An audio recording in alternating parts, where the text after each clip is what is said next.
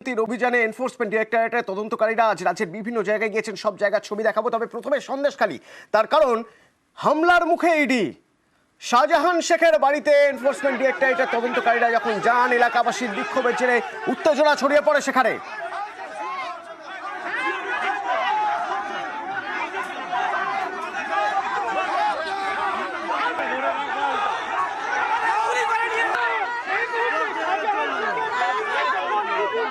শাহজাহান শেখ তার বাড়িতে যখন আজ ইডি তদন্তকারীরা যান, ইডি ও সিআরপিএফ জওয়ানদের উপর হামলা। প্রথমে বিক্ষোভ দেখানো হয়, মাটিতে শুয়ে বিক্ষোভ, এবং তারপর ইডি আধিকারিকদের গাড়ি ভাঙচুর হয়।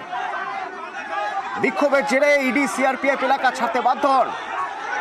অনুপম প্রতিনিধি সরাসরি আমার সঙ্গে রয়েছেন। অনুপম, কারা হামলা চালালো, কি হয়েছিল একটু জানবো।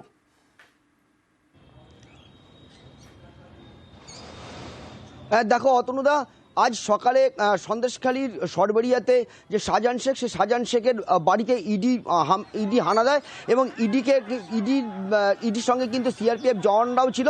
কিন্তু শাহজাহান শেখের বাড়িতে গিয়ে প্রথমে কিন্তু শাহজাহান শেখের বাড়িতে তালা দেওয়া ছিল ভেতর থেকে। বহু ডাকাডাকির পরেও যখন শাহজাহান শেখ তখন গেট না খোলায়, এরপরে কিন্তু গেট ভাঙতে যায় সিআরপিএফ জওয়ানরা। তখন কিন্তু এলাকার মানুষ কিন্তু তাদেরকে বাধা দেয় এবং প্রথমে তর্কাতর্কি, তারপরে কিন্তু রীতিমতো সিআরপিএফ জওয়ান এবং ইডি আধিকারিকদেরকে কিন্তু মারধর করে।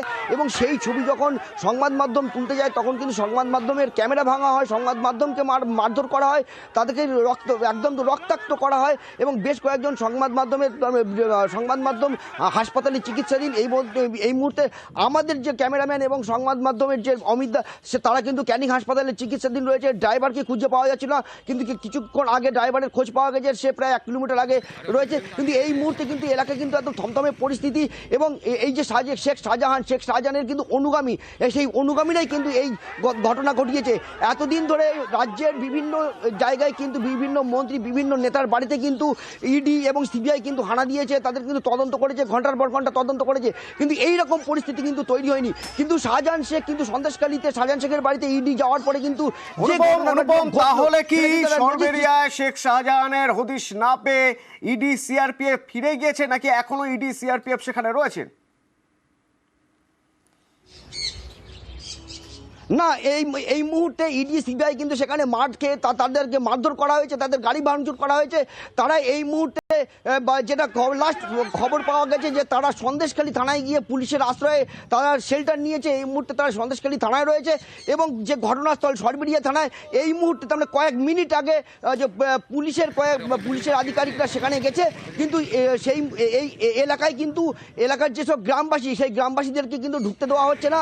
এবং শাহজাহান শেখের যে অনুগামী, তারাই কিন্তু এলাকায় রীতিমতো টহল দিয়ে বেড়াচ্ছে এবং পুলিশ আছে। এছাড়া কিন্তু গ্রামের কোনো কেউ কিন্তু যেতে পারছে না। গ্রামবাসীরা অনুপম আপডেট নেব তোমার থেকে, পরবর্তীতে আপডেট নেব।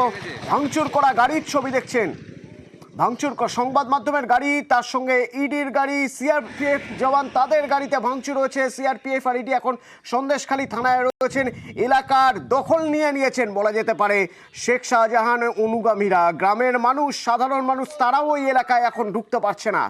এই হলো সন্দেশখালীর ছবি, সরবেরিয়ার ছবি। একই রকম ভাবে উত্তর 24 পরগনা দু জায়গা